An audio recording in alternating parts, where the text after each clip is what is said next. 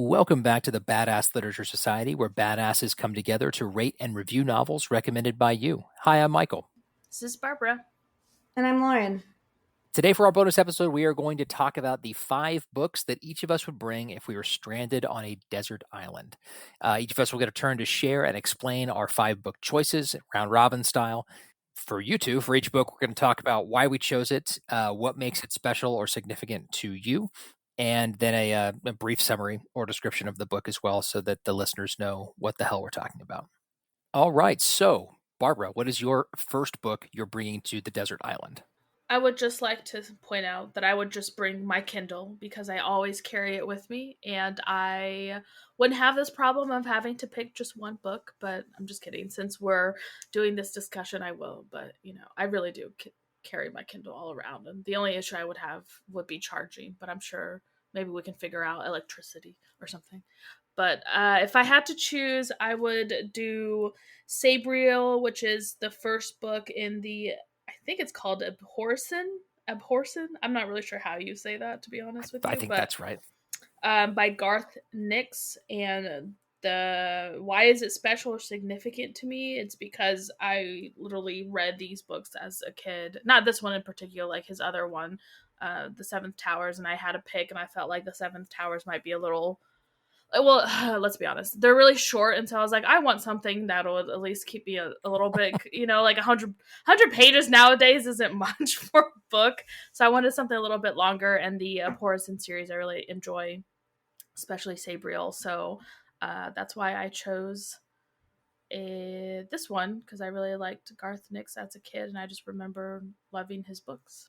That's the only one of those that I've read is Sabriel. I didn't realize it was a series. I bought Sabriel at like a book fair when I was a kid, and that was like pre-Goodreads and all that stuff. So I had no idea it was a series, and so I just read Sabriel, enjoyed it, and then went on about my life. They're standalones technically, but part of a bigger universe, if that makes sense. I see. Like Sabriel is about Sabriel, Lyriel is about Lyriel. Sabriel's in it, but like a secondary character. It's okay. Yeah, so it takes place in like the same world, and you run into the other characters, but they technically can be standalone. Well, I guess that's good at least then. And I guess it's good that I read the first one, not one of the random later ones. Yeah. Anyway, my first book is Mistborn: The Final Empire by Brandon Sanderson, which is the first book in his Mistborn series. I originally wanted to put the Mistborn trilogy because technically I own a book that is all 3 of the original trilogy that in a single book, but it was pointed out to me that is not fair. And if I can't bring my Kindle, then you can't bring this Kindle version. You're right. I do own the Kindle version. There is an actual paper version, but I narrowed it down to the first book. The first book is, I loved that book. It's a really good story. I picked that as one of mine. That's why I picked it, because I really liked the book. As you know, for those of you who listened to that podcast episode, I think I gave it like a 9.5. As far as what makes it special or significant, that's a good question. It's just a book that I really enjoyed that I read recently. I really like Brandon Sanderson, and I think that if I brought, like, I feel like the Mistborn: The Final Empire is, while it does continue and the story does continue and it's great, it is like, it's a self-contained story. Like there is a beginning, middle, and end, and so I'd be happy if I had to read that one over and over again. So yeah, that's why I picked Mistborn: The Final Empire. I too agree with Barbara that if I would just bring my Kindle and avoid having to choose altogether if given the option.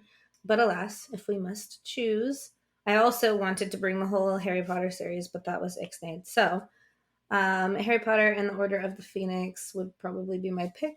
The reasoning, everybody probably can already guess, but the series brings me comfort, is something that I can read over and over again without getting tired of it. But I don't know if I could read like just one of the books without getting tired of it, because usually when I do rereads, I reread all of them. So, but I don't know, still be good. Order of the Phoenix is your favorite out of all of them? It's one of my favorites. Okay. Not my most favorite, probably, but it's one that I've not read as many times as I've read like 1 through 4. Sure. Yeah. Fair enough. So I like 5. I mean, because when I like start my rereads, sometimes I don't always get all the way through. So I feel like I've like read the 1, 2, and 3 like a million times, and I haven't read the subsequent ones as often. So I figured I'd be less likely to get sick of it. Which one's your favorite? The third one is my favorite. Prisoner of Azkaban. Yeah. Yes. I like it because I don't know. I feel like the mystery and stuff like that was really cool, and finding out about his parents and all, like, what Sirius was, and get introduced to some really cool characters. Like, some of my favorite teachers are in that book. Yeah.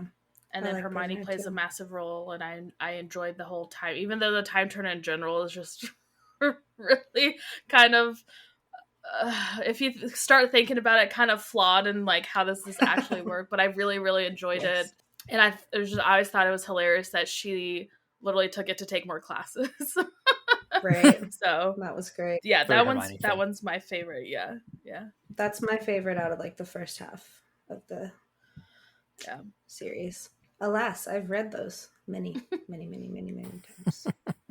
I like Order of the Phoenix, but I think Harry acts kind of like, I think that's his most douchiest book. It's angsty Harry. I know, it is angsty Harry, and that's why, because I'm just like, dude, like, I understand, like, you're a teenager, we've all been there. I was a teenager when I was reading this, like, I get it, but man, he was just so, I just didn't like how mean he was, you know, so that's fair. That's why. I do like the characters that we get introduced in the Order and all that stuff, and obviously it's like a massive one, so like, if you're gonna get stuck with one book, you want the biggest one. But yes. I think that one is the biggest, isn't it? Per like page count. It is. Per page count, it is the largest out of all of them. Mm-hmm. Yes. Anywho, we can move on to our second book in our Desert Island stash. So my second book is, I picked Big Bad Wolf by James Patterson. As most listeners know, I'm a huge James Patterson fan. Big Bad Wolf was my first, not my first Patterson novel, but it was my first Alex Cross book. And I love the Alex Cross series. I know that it's not like the best, most incredible series of all time, but it's really entertaining, like a good action movie. And they're fun to read. I've read almost all of them, and I own almost all of them. I've always loved that series, and Big Bad Wolf was my first introduction to the character, which is why I picked it. That's why it's special to me. I read it when I was probably too young to read a book about a serial killer, but that's, I guess that's just how it goes. But Big Bad Wolf's my favorite. It still is my favorite of the Alex Cross books too. Maybe that's because it was my first one. I don't know. But I always liked that book and the character of the wolf. You never forget your first. It's true. It's true. But that's my second book for the Desert Island. My second book also has some nostalgia. It's Fight Club by Chuck Palahniuk. I also probably read this book before I should have, but that's okay. I picked it because it would just be very nostalgic. Every time I read it, I see it in a new light, or I notice something new. Like, I feel like I've reread it a good amount of times, maybe 5, so not like abundantly, but every time I read it, I notice something different. I really like Chuck Palahniuk's writing style. And I mean, I'll probably be on the verge of going crazy being on a desert island, so I'll be in good company with that book. So. I was going to say the theme fits, right? I mean, yeah, I can start, talking to a different version of myself and really get into character, So making this list, Lauren, and then reading yours as well makes me realize that. So for those of you that don't know, Lauren and I are siblings, and our mom was pretty hardcore about like the things that we could listen to and watch and things like that when we were kids. Like, we couldn't watch like inappropriate TV shows. We couldn't watch R-rated movies, no mature video games. But like the one thing no parental advisories on CDs. No parental advisory CDs. But the one thing that wasn't like super like lockdown was books. Yep, Mom never cared what books we wanted to read. And she always encouraged us to be readers regardless of what that was. But everything else was like extremely controlled. Which, to be fair, I think like she didn't know half of what was actually in the books that we were reading sometimes. She was just like, yay, they're reading, which is fine. And I think that's great. But I feel like had some of like the smutty things been out when I was a kid, like the covers are very like, oh, that looks like it could be good, or like a fantasy book. So I definitely could have picked something up that was like, ooh. I mean, I think I did that. I remember because my mom never really, or I should say my parents never really cared like what we watched or music or anything like that, but I have a very distinct memory of going to Target with my mom and picking up this book because I was obsessed with vampires before it was cool, mind you, before it was cool. So I was very young, and And the cover she was had like it on her Zanga background. exactly. I actually don't know what was on my Zanga background. But it was like MySpace, whatever. vampires in chocolate or something like that, right? On and it was like called something like that. And I was like, I love vampires and I love chocolate. Like, this is a perfect book. It was super inappropriate, and I completely forgot about this until you guys were talking about this in this memory flashback. I don't know what happened. Did you finish the book, Barbara? Oh yeah, I read the whole damn thing, and I think I was like, I don't know, maybe 10 or 11, and there was some spicy scenes in it, and I just remember going, no, like skipping through that and being like, oh, the only one I read was when they introduced chocolate in that scene, and I was like, ooh. Young Barbara. Young impressionable Barbara was reading about chocolate and sex. That's funny. My only memory, actually, now that you mentioned that, of mom actually like taking a book away or not letting me read something was mom. Our mom is a big horror fan and read a lot of Stephen King books, and so she had bookshelves full of books at our house. She had a whole shelf of Stephen King books, and I took one, and it was Pet Sematary, and I was reading it, and I was in 4th grade, which is way too young to read Pet Sematary. I see that now, but that's the only time ever that because she saw me read that, and she was like, nope, and took that away. And Stephen King is obviously a pretty adult author, and I definitely shouldn't have been reading that at 10 years old. But that's the only time I can remember where she was like, we're not doing that. No, but she let you watch the film, and then I was traumatized for life. That wasn't when I was in 4th grade, though. I was older than that when I watched the movie. Maybe you were 12 and I was 10, but I think I was older than that. When I hear Pet Sematary, it literally gives me flashbacks from traumatic childhood Michael tormenting me, pretending to be like the dude that like bites the neck out of the thing. I've never read. That's one of the Stephen books I haven't read because I was like, I can't. Well, it was part of a movie, and we used to have Super Bowl parties, and the kids would be upstairs and the adults would be downstairs watching Super Bowl, so they're not paying any attention to what we're doing, right? Michael locked me in a room and put Pet Sematary on and made me watch it, and literally had nightmares for probably a month. And then part of that story is complete BS. You and Katie watched it, and you and Katie wanted to watch it. We wanted to watch it, but then when we wanted to turn it off, you were like, no, like you're committed now, like you're going to finish it. But I did not make you watch it. You wanted to watch it at first. You made us finish watching it when we could have otherwise turned it off. That is true. I will that, and then proceeded to haunt me for a month by thinking it was hilarious to like scare me with very specific Pet Sematary things, and then like laughing, and it was, anyway, moving on. You were really easy to scare, but anyway, that's neither here nor there. And you were a real dick, but that's okay. Barbara, what is your second book for the Desert Island?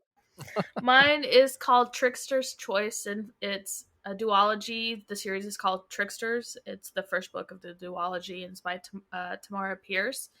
And this is another book from my teenage years. I love Tamara Pierce, and she was the first female author that I read that wrote high fantasy with these like amazing female protagonists. And I just remember, apparently I was really into fantasy as a kid. I didn't realize that until like much later. It is what it is. And most of them back when I was a kid were just like dudes, and it's normally like it's a bunch of guys and just like 1 or 2 girls ever. And for this one, it's like the women are the main characters and the guys are kind of just there.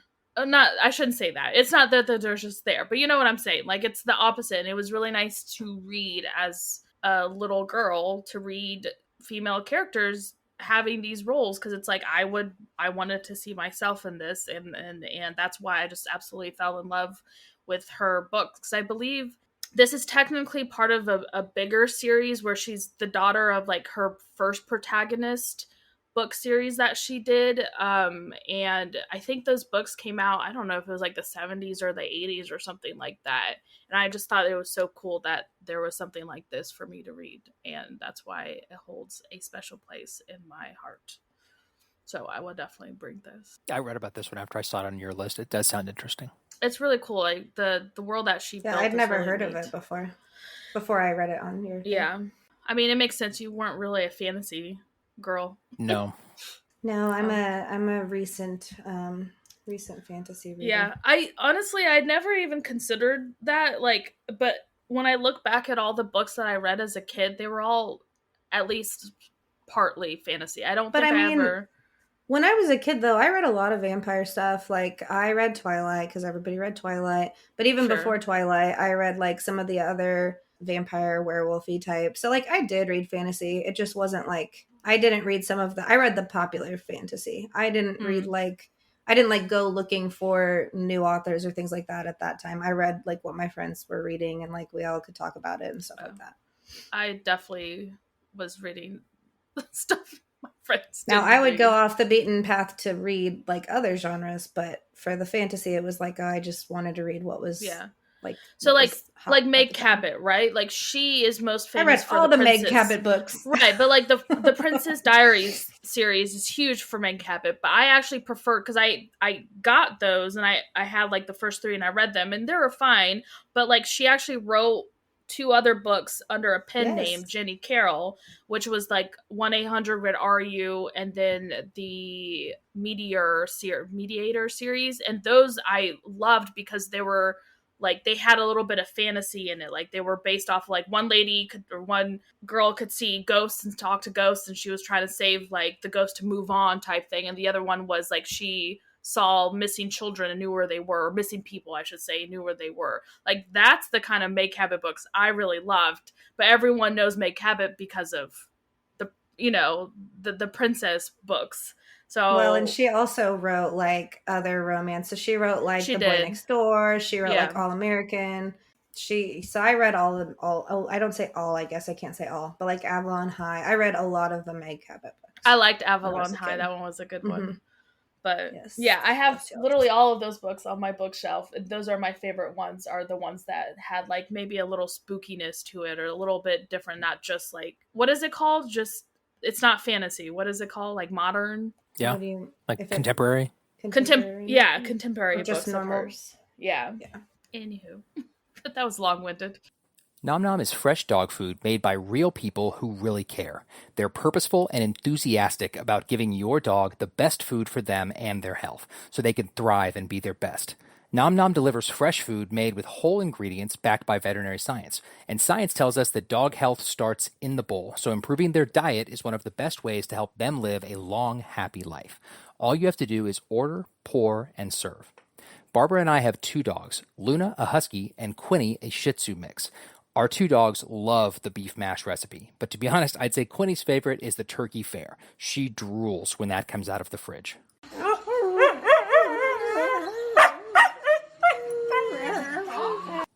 Yes, I know, Luna. I'm going to tell them about that right now. Luna is an extremely picky eater and always has been. She usually takes forever to warm up to new food, but not with Nom Nom. She dove in immediately. Both dogs seemed to have more energy, and Luna's stools were no longer soft. Your dog's health starts in the gut. A better diet means softer coats, more energy, better breath, and smaller, more consistent stools. Your dog can't tell you if they're healthy, but you can tell when their health improves. It's the easiest way to take the guesswork out of feeding your dog the best. Nom Nom meals are pre-portioned for your dog's exact caloric needs. Board-certified vet nutritionists are kind of a big deal, and Nom Nom has 2 on staff that work extensively to ensure everything gets sent out is the very best for your dog's livelihood. So how does Nom Nom work? You tell them about your pup, age, breed, weight, allergies, and protein preferences. Then they tailor a specific amount of individually packaged Nom Nom meals and send them straight to you. Store the meals in the freezer or fridge until it's mealtime. They'll give you specific instructions on how to transition your dog from foods like kibble to always fresh Nom Nom for best results. Watch your dog clean their dishes, dance for dinner, and overall thrive. Ready to make the switch to fresh? Order Nom Nom today. Go to a link in the description of this episode and then use our referral code, BADASSLIT. That's BADASSLIT, and get 50% off your first order plus free shipping. Plus, Nom Nom comes with a money-back guarantee. If your dog's tail isn't wagging within 30 days, Nom Nom will refund your first order. No fillers, no nonsense, just Nom Nom. That's book 2. Lauren, book 3. What are you bringing? My third book, I'm a little confused on now because I thought it was a series, but then Michael said it's not a series, but then it was broken up into a series. Anyway, I'm just going to go with it and whatever. So, Lord of the Rings, it's been on my TBR list for literally forever. And I've always put it off just because it feels like such a commitment to like read an entire series. But now Michael's saying it's just one book. So that's less intimidating, I guess. I mean, there's The Hobbit, and I would want to read that too. But because I do always like want to read the subsequent books if I get into a series I like. So if I know that it's like going to be multiple books, sometimes I won't even start because I know I won't be able to dedicate the time. But if it's all in one book, I might as well bring it since I'll have all the time in the world. I was going to say island. Lord of the Rings is quite hefty book. Like they're thicker books and stuff like that. And I think the reason why they split it up to 3 is back then they didn't think people would want to ingest such a massive book, so that's why they made him split it up into 3. I believe that's it. I don't know, Michael. You can probably. That's correct. So it's often mistakenly called a trilogy, but Tolkien always intended it to be a single book as a duology, actually, with the Silmarillion, which is a different Tolkien novel. But yeah, so Barbara's absolutely right. The publishers at the time were concerned that people wouldn't pick up a 1,000-page book, and so they split it up into 3 books, published like 6 months apart, I think. And then eventually, after the books were hugely successful, Tolkien got what he wanted, and it was published as a single book, like he always intended. Which is weird. I will read it on my desert island as he was originally intended, and just knock it out all at once. Yep, because it's single book would split into 3 parts. Mm-hmm. Although reading this as a kid and then getting tested at school, they split it up into 3. It was 3 books. They did.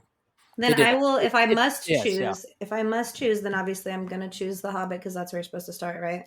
Well, The Hobbit is actually super short. It is much shorter. Well, but I feel like I can't just like read book 1 and then not having read The Hobbit. I've never read The Hobbit, and I read You don't have to read. And I read Lord of the Rings, and it didn't change anything for me. Well, if I'm not allowed to read all of them in one version, then I'll just pick the first one since it's been on my TBR. You are allowed to read them all in one version because you can get it as a single book. Okay, just want to make sure. So it's valid. And I'm going to say it's more valid than some of the ones that I picked because like that was actually the author's intent for it to be one book. So winning. There you go. My pick would be Raybearer, and it's the first book in the Raybearer series. So obviously all of these are from series. I wish I could pick all of them, but I can't, like the whole series. So I'm picking like, normally you got to have the first book of a series, right? You can't just, I mean, I guess you don't have to, but anyways, and that's by Jordan Ifuko. And I just really fell in love with the world building, and the magic system is just so neat, and it's a breath of fresh air to read fantasy novels that aren't based in European times, if that makes sense. Like it's based off of African culture, and it's so neat to read. And then each kid has a different power, and it's I don't know, it just in the friendships in the book, and how it's hard to describe because, like, is there bad character? Like, you know, like most fantasy books, you have like an enemy type thing, and it's like, yes, you do, but it's hard to, I don't know. It's just, you have to read it. It's such a really good book, and I just really enjoyed the characters, and the magic system is just so different. If you're one of those people who reads fantasy books, but you're only reading what is traditional, the European styled fantasy books, then I feel like you're missing out, and you're doing yourself a disservice of not branching out and reading other fantasy novels that aren't based on just that. So yes, I would say this one. I really, really, really loved it. And it's a duology, so there's only 2. Not much of like Michael's where it's like 10 books and then the author's dead and there's still 12 left in the series. Okay, that's a gross exaggeration targeted at the Wheel of Time. That was very pointed. And it was originally Sanderson was supposed to come in and write the final book, but it was so long that they, similar to Tolkien, they had to split it up.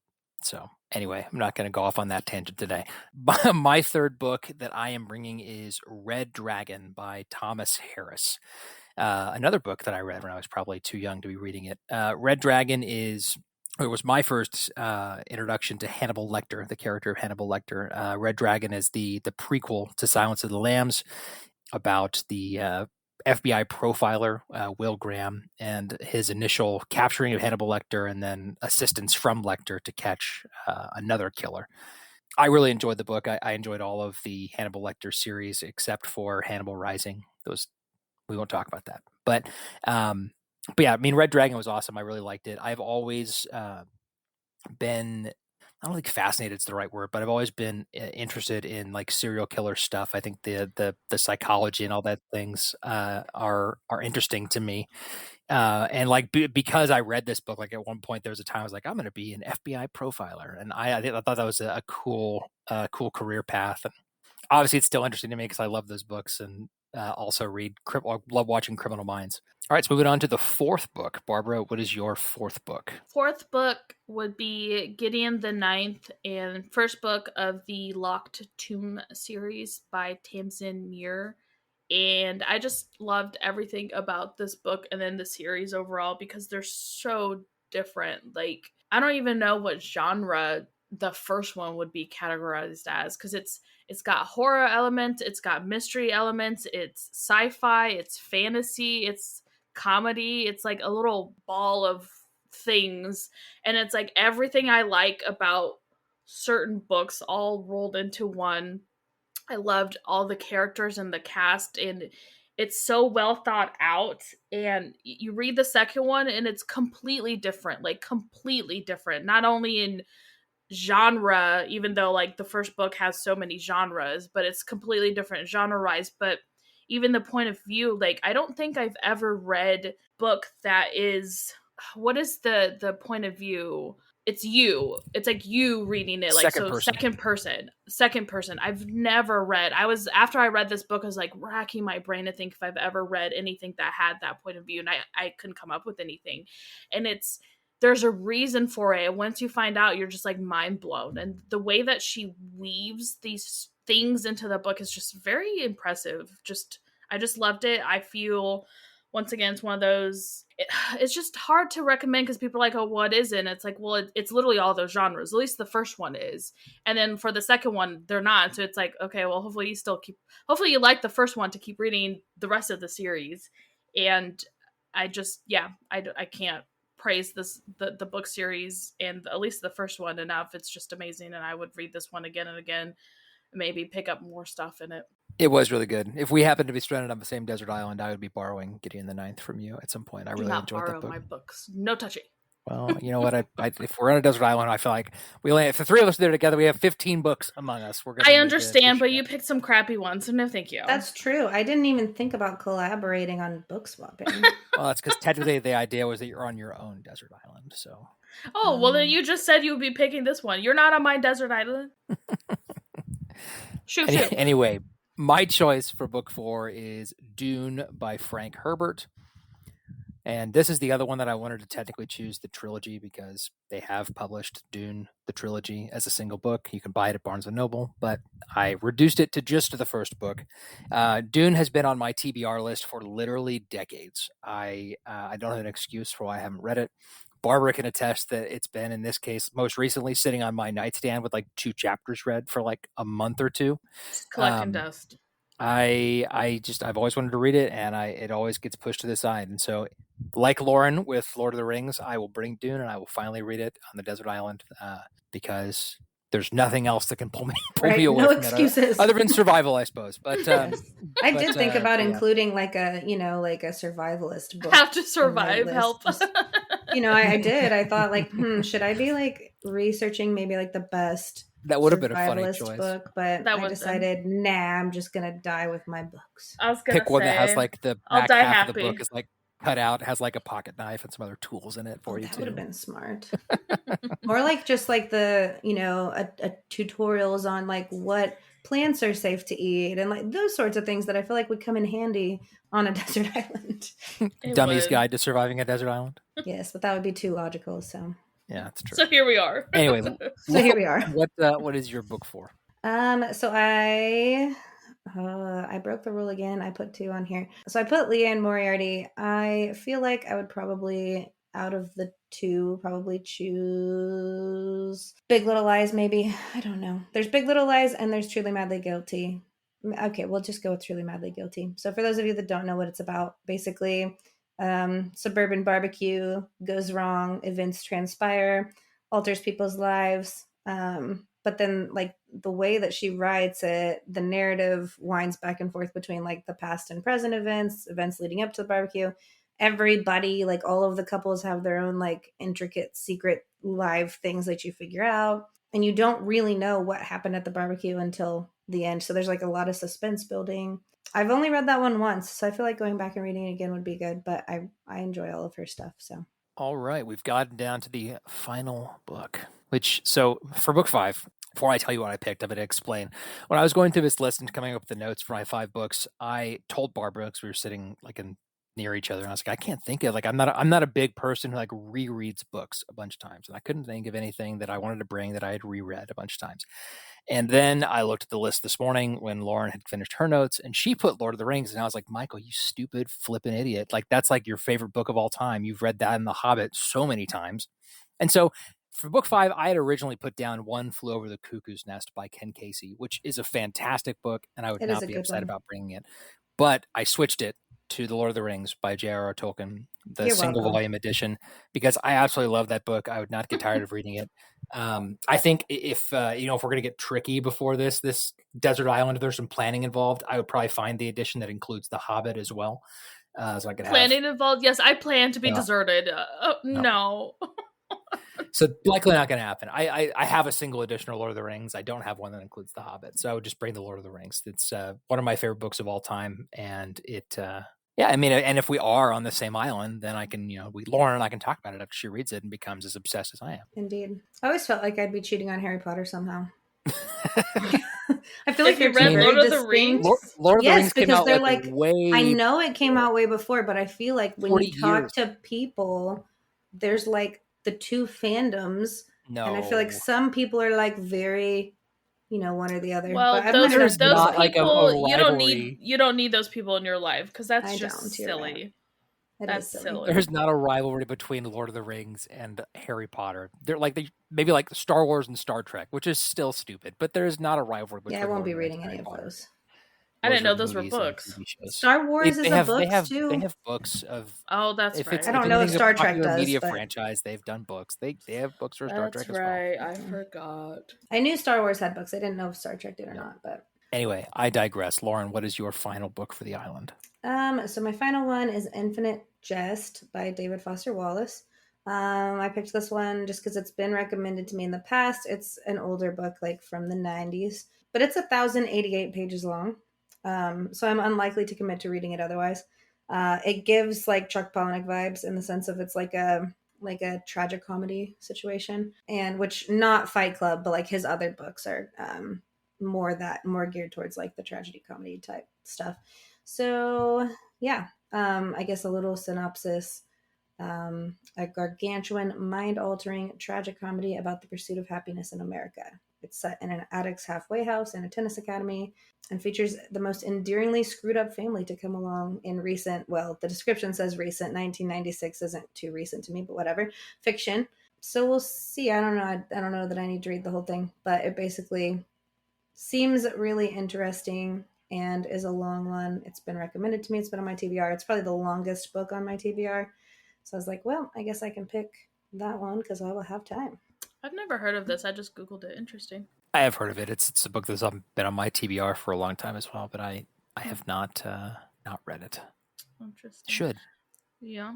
My last one, I decided I needed to pick one from my TBR book, and I just decided Six Crimson Cranes, and it's also self-titled series of Six Crimson. Try to say that 20 times fast. That's hard. Six Crimson Crane series by Elizabeth Lim. And yeah, I just feel like I need to. I've been like everything else in a TBR book. Like, there's nothing stopping me from reading these damn books except for myself. The problem is I just keep adding more books and more books. So this is one that when I first read the synopses, I wanted to read the book, and I added it, and I own the book. Lauren actually got it for me for a birthday, and I still haven't read the damn thing. And I'm pretty sure I added it as soon as it like I heard that it was coming out, and so like I've had it for quite a while on my TBR book, and I just need to read it, and maybe I'll read it this month. And I mean, hello, do I need anything else that has dragons? You know, like it's dragons. Period. Drop the mic. I want to read it. Dragons. So, yeah, it's true. As everybody who's been listening for any amount of time knows, Barbara is obsessed with dragons. That's but why like, when I was searching the TBR for which ones to get for gifts, Dragon. I'm like, this one has dragons. Done. Sold. Well, with that, we've reached the end of another episode, and now you all know what our top 5 desert island books would be. We also want to know what your desert island books would be. So we'll have a post on social media, and we would love it if you would comment and let us know which books you're taking with you and why you would bring them. And during our next episode, we'll share some of your responses. Have feedback about today's episode? You can contact us by writing to badassliteraturesociety@gmail.com. You can also send us a DM or leave a comment on Instagram or Facebook. And with that, make sure you're following Badass Literature for free in your favorite podcast app. Give us a rating and leave us a review if they allow you to. Super helpful for us. We love your feedback, and it also helps our show get seen by potential new listeners. Don't forget to be following us on social media. Our username on both Instagram and Facebook is @BadassLitPod. And with that, we'll see you later this month for our regular review episode. I'm Michael. Barbara. This is Lauren. Bye. Bye. Bye.